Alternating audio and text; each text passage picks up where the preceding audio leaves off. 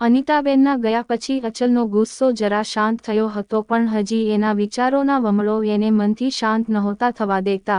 એને બેડ પર પડેલા પેકેટ પર નજર કરી. એ સાથે જ અનિતાબેનના ગયા પછી ફરી દરવાજે જડાઈ ગયેલા એ વ્યક્તિએ પણ પેકેટ તરફ નજર કરી. અચલે ગુસ્સામાં એ પેકેટની ઉપર ઓશિકાનો ઘા કર્યો ને ઊભો થઈ વોશરૂમ તરફ ચાલવા લાગ્યો. અચલ વોશરૂમમાં છે એ વાતનો લાભ લઈ પેલી વ્યક્તિ પેકેટ તરફ નજર કરતી રૂમમાં પ્રવેશવાની તૈયારી જ કરતી હતી કે અચલ મોઢું લૂછતો વોશરૂમની બહાર નીકળ્યો. પેલી વ્યક્તિએ ઉતાવળે પગલે ફરી બારણાની બહાર અવળા પગલે ચાલવા માંડ્યું. અચલના રૂમનો દરવાજો ભાગે જ ખુલ્લો રહેતો અને એટલે જ અચલે મોઢું લૂછતાં જ બારણા તરફ જઈ બારણું બંધ કરી દીધું. ફટાક દઈને બંધ થયેલા બારણાનો અવાજ પેલી બહાર ઊભેલી વ્યક્તિના કાન ચમકાવી દીધા. રૂમમાં હવે અચલ એકલો વિચારી રહ્યો હતો. માતાના શબ્દો રહીને એને યાદ આવી રહ્યા હતા. જે નિર્ણય લે એ સમજી વિચારીને લે, જે શબ્દો એના કાનમાં ગૂંજી રહ્યા હતા. અચલ હવે બેડ પર આડો પડ્યો ત્યાં જ ઓશિકા નીચે પડેલું પેકેટ એના માથામાં અકળાયું ને અચલ એ પેકેટને જોઈને અકળાઈ ગયો. એને ઊભા થઈ એ પેકેટ લઈ એમાં શું છે એની પરવાહ કર્યા વિના જ એ પેકેટનો પોતાના વોર્ડરોબના એક ખૂણામાં ફેંકી દીધું. સવારથી સાંજ સુધી અચલ રૂમમાં જ રહ્યો. જમવાનું પણ એને રૂમમાં જ મંગાવી લીધું હતું. અનિતાબેને પણ એને વિચારવા માટેનો પૂરતો સમય આપ્યો. ઘરના અન્ય લોકો અચલના નિર્ણયની રાહ જોઈ રહ્યા હતા, પણ કોઈ કંઈ બોલ્યું નહીં. અચલ હવે કંટાળ્યો હતો. એને આમ ઘરમાં પડી રહેવાની આદત નહોતી. એ આખો દિવસ જીમ કે ક્લબમાં કે પછી કોઈ હોટલ રૂમમાં કોઈ છોકરીની બાહોમાં જ રહેતો. કંટાળીને અચલે ફોન હાથમાં લીધો અને માયાને ફોન ડાયલ કર્યો. અચલ બેબી, માયાએ એકદમ રોમેન્ટિક અંદાજમાં કહ્યું. ક્યાં છે? અચલે સીધું જ પૂછી લીધું. ઘરે. માયાએ પણ તરત જવાબ આપ્યો. ઓકે, તો હું આવું છું. અચલે પણ ઉતાવળા સ્વરે કહ્યું. ઓકે, સાચવીને આવજે. અચલની રગરગથી વાકેફ માયા સમજી ગઈ કે અચલ કોઈક મૂંઝવણમાં છે. અચલે ફોન મૂક્યો ને તરત પોતાની ગાડીની ચાવી આંગળીઓમાં ફેરવતો રૂમની બહાર નીકળી સડસડાટ દાદર ઉતરવા લાગ્યો. અચલ ઘરની બહાર જ નીકળવાનો હતો કે પાછળથી વિરલે એને રોક્યો.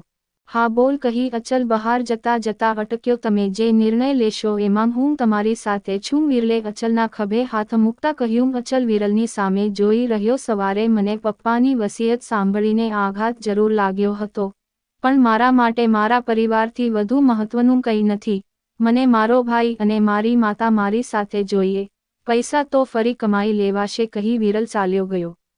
વિરલની વાતોએ અચલને વિચારતો કરી મૂક્યો, પણ અચલ એ વિચારો ખંખેરી બહાર નીકળીને ગાડીમાં બેસી ગયો.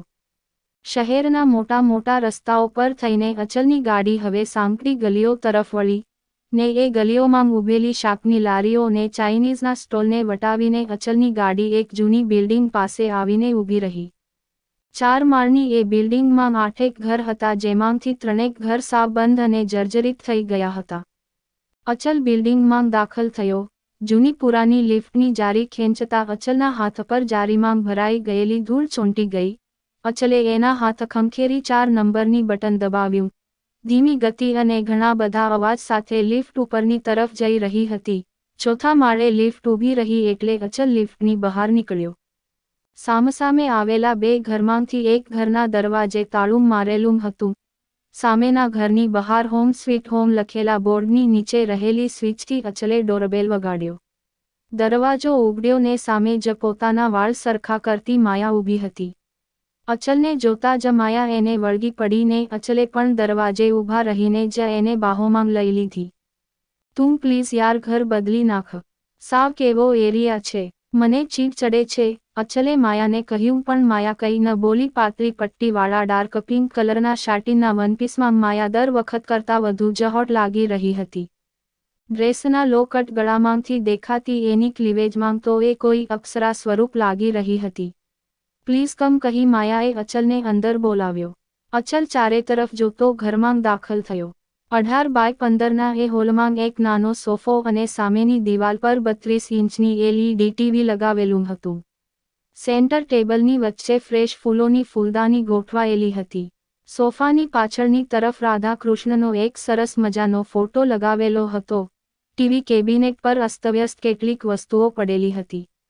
અચલ ઘરમાં દાખલ થયો કે તરત જ માયાએ પૂછ્યું, અહીંયા બેસવું છે કે બેડરૂમમાં જઈએ? બહાર બાલ્કનીમાં બેસીએ કહી અચલ બાલ્કની તરફ ચાલવા લાગ્યો. બાલ્કનીમાં મૂકેલા કોફી ટેબલ પાસે મૂકેલી શણની ખુરશી પર અચલ જઈને બેઠો. થોડીવાર પછી માયા પાણીના ગ્લાસ સાથે બાલ્કનીમાં આવી. અચલ એક જ ઘૂંટે પાણીનો આખો ગ્લાસ ગટગટાવી ગયો. ગ્લાસને સાઈડ પર મૂકી માયા અચલની સામે ગોઠવાઈ ગઈ અને એને અચલની આંખમાં આંખ નાખી કહ્યું, શું વાત છે? ઘરે કંઈ થયું? ના કંઈ નથી થયું. અચલે નજર ફેરવી લેતા કહ્યું, જો અચલ બેબી, આજે તને તારી ઈચ્છાઓ અહીં સુધી નથી ખેંચી લાવી એ તો હું સમજી ગઈ. હવે વાત શું છે એ કહીશ તો મને કંઈ ખબર પડે. માયાએ અચલના હાથ પર હાથ મૂકતા કહ્યું.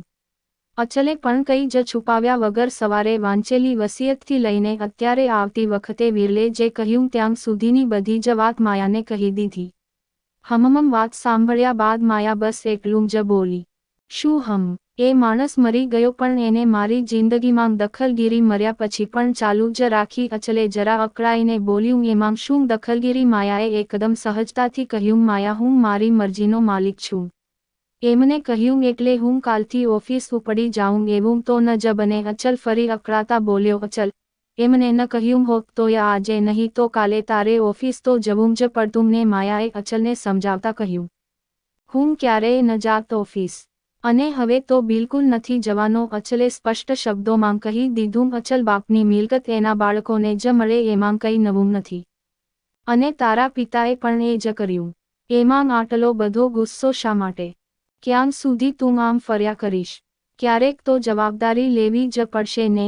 માયાએ ફરી અચલને સમજાવ્યો, કોઈ કંઈ પણ કહે હું બિઝનેસ જોઈન નહીં કરું, ભલે બધું ટ્રસ્ટમાં જ કેમ ન જતું રહે. અચલે ગુસ્સામાં કહ્યું, પછી આ લક્ઝરિયસ લાઈફસ્ટાઈલ કેવી રીતે મેઇન્ટેન કરીશ તું? અહીં આવતી વખતે તને ચીડ ચડતી હતી ને, તો પછી તો તારે પણ આવા જ કોઈ નાનકડા ઘરમાં રહેવું પડશે ને?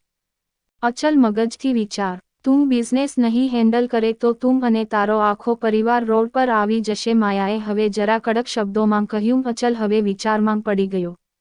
માયાની વાતો હવે એને પણ સાચી લાગી રહી હતી. ફક્ત તારા બાપે જેને તું નફરત કરે છે એને તારા નામે બધું કર્યું એટલે એને તું લાત મારી દે એવી મૂર્ખામી ન કરાય. ફરી માયા બોલી. અચલ બસ એટલું જ બોલી શક્યો, અને મને એક વાત નથી સમજાતી કે તને તારા બાપ માટે આટલી નફરત કેમ છે? અચલ માયાએ હવે એક ધારદાર સવાલ પૂછ્યો. આવી જ સ્ટોરી સાંભળવા માટે ચેનલને સબસ્ક્રાઇબ અને વિડીયોને લાઇક કરજો મિત્રો. ધન્યવાદ.